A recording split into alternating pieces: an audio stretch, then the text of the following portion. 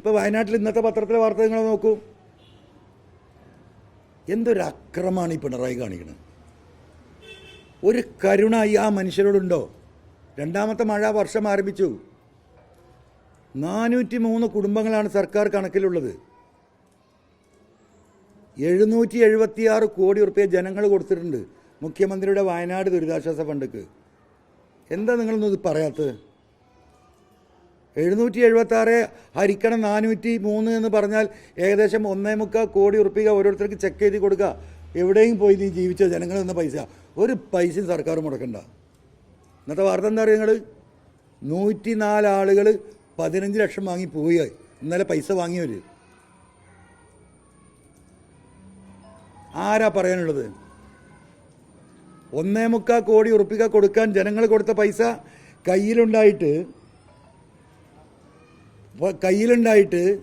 ജനങ്ങൾ കൊടുത്ത പൈസ ഉണ്ടായിട്ട് ആ ചെക്ക് എഴുതി കൊടുത്ത് ഒരാഴ്ച കൊണ്ട് ഈ പ്രശ്നം തീർക്കാം. ആ മനുഷ്യർ ഈ 15 ലക്ഷം റുപ്യ വാങ്ങിപ്പോയി. ഊരാളുങ്ങൾ സൊസൈറ്റിക്ക് കൊള്ളയടിക്കാനാ അവിടെ മറ്റൊരു കരാറ് 3000 റുപ്യ സ്ക്വയർ ഫീറ്റിന്.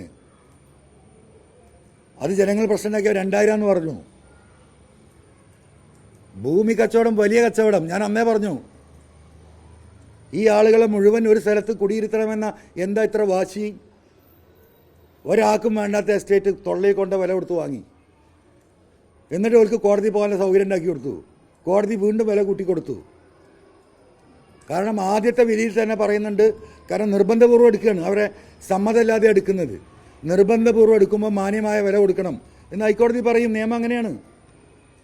ഒരു ക്രൈസിസ് മാനേജ് ചെയ്യാൻ ഗവൺമെൻറ്റിന് എന്തും ഏറ്റെടുക്കാം. ഗവൺമെൻറ്റിന് ആ ലാൻഡ് മാത്രമേ പറ്റുള്ളൂ.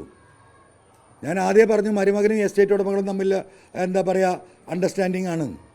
സ്വാഭാവികമായി കോടതി പറഞ്ഞു അവർ പറയുന്ന വില നിങ്ങൾ കൊടുക്കണം. സർക്കാർ നിശ്ചയിച്ച വില പോരാറിനപ്പോൾ സുപ്രീം കോടതിക്ക് പോയതാ. 10000 റുപ്യ സെൻറ്റിന് ലക്ഷക്കണക്കിന് ഏക്കർ ഭൂമി വയനാട്ടിൽ കിട്ടാനുണ്ട്.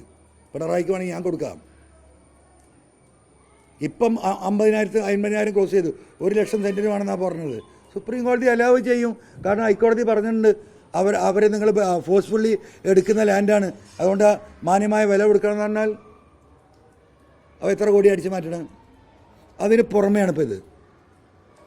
ഒരു കൊല്ലമായി വാടക കൊടുക്കാറുണ്ട്. തെരഞ്ഞെടുപ്പിൻ്റെ മൂർധന്യത്തിൽ വാടകയ്ക്ക് സമരം ചെയ്യുക പാവങ്ങൾ. മനസ്സിലായോ? 18 രോഗികളുണ്ട് ഡയാലിസിസ് ചെയ്യുന്നത്. ഒരു പൈസയും കൊടുത്തിട്ടില്ല. വാടക കൊടുക്കുന്നില്ല, ഭക്ഷണം കൊടുക്കുന്നില്ല, കുട്ടികൾക്ക് വിദ്യാഭ്യാസ സൗകര്യം ഏർപ്പാട് ഒന്നുമില്ല.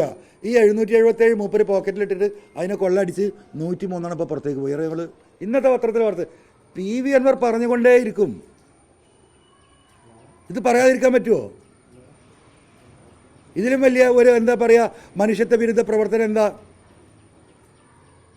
ആരെങ്കിലും ചോദിക്കാനുണ്ട്? ആരെങ്കിലും? എവിടെ പ്രതിപക്ഷ നേതാവ്? എന്താ ഇടപെടാത്തത്? ഈ അജിത് കുമാറിൻ്റെ വിഷയത്തിൽ ഈ കത്തയച്ചതിന് ശക്തമായ നിലപാട് സ്വീകരിക്കണം ഞാൻ പേഴ്സണലായി വിളിച്ച് പറഞ്ഞ ഉണ്ടായോ? അപ്പോൾ എവിടെയാണ് ഈ നെക്സസ്?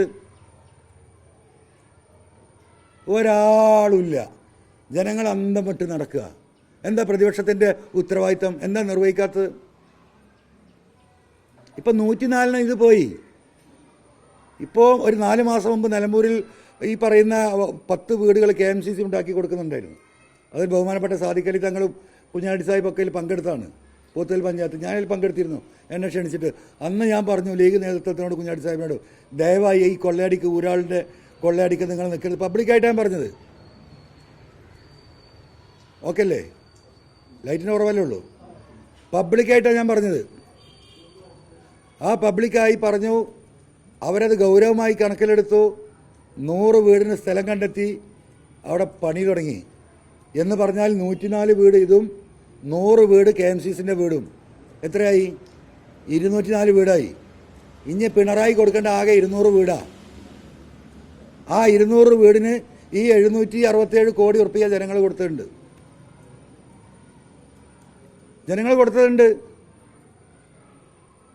എന്താ ഇതിലൊന്നും ഇടപെടാത്തത്? എന്താണ് പ്രതിപക്ഷ നേതാവ് എവിടെ കിടന്നുറങ്ങാണ്? അപ്പോൾ ഇങ്ങനെയുള്ള കാര്യങ്ങൾ PV അൻവർ പറയുമ്പോൾ PV അൻവർ എന്താണ്?